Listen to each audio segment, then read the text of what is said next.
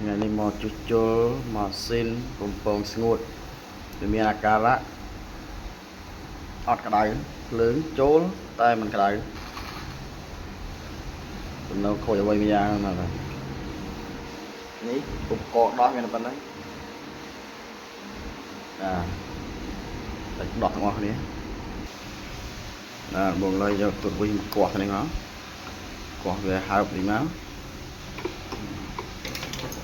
ដោះចេញមក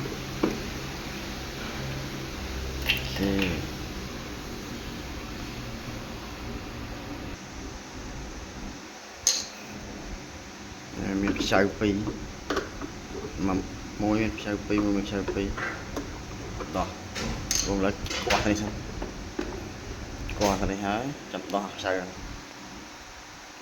ដោះឲ្យមុខមាត់វាមុខមាត់មានខ្ចៅ4គ្រាប់នេះគ្រាប់4គ្រាប់ជុំវិញនេះដោះ4គ្រាប់ចោលទៀត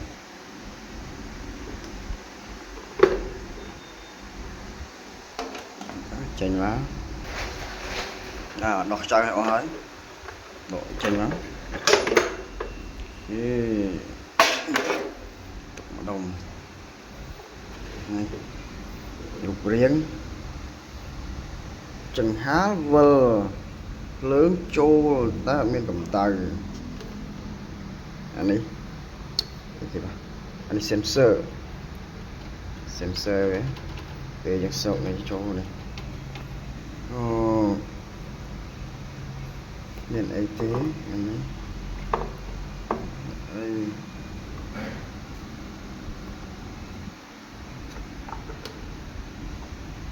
កន្លែងនេះ fuse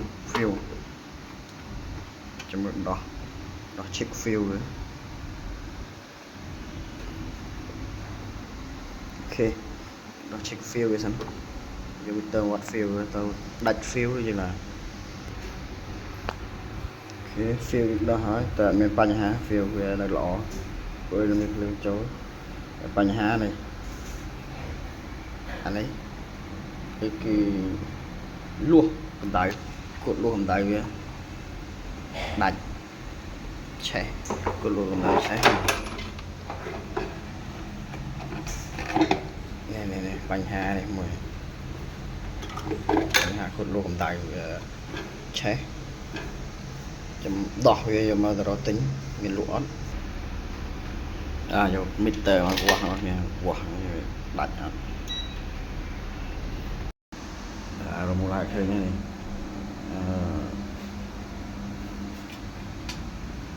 ខូនលួតវាដាច់មានបញ្ហាទុំវាឆេកទៅណា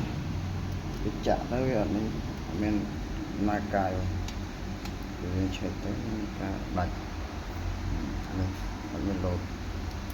ថាវាមិនដាច់ទេវាមីទ័រណាស្ទើរ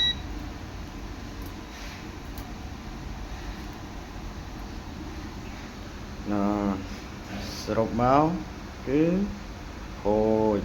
រត់ទិញមានលក់អត់ទេនេះ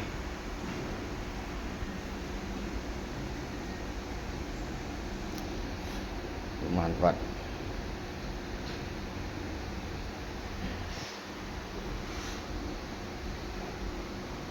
1475វ៉ាត់អូខេរត់ទិញនេះថ្មីមកដូរបាទវីដេអូហ្នឹងមានតែប៉ុណ្្នឹង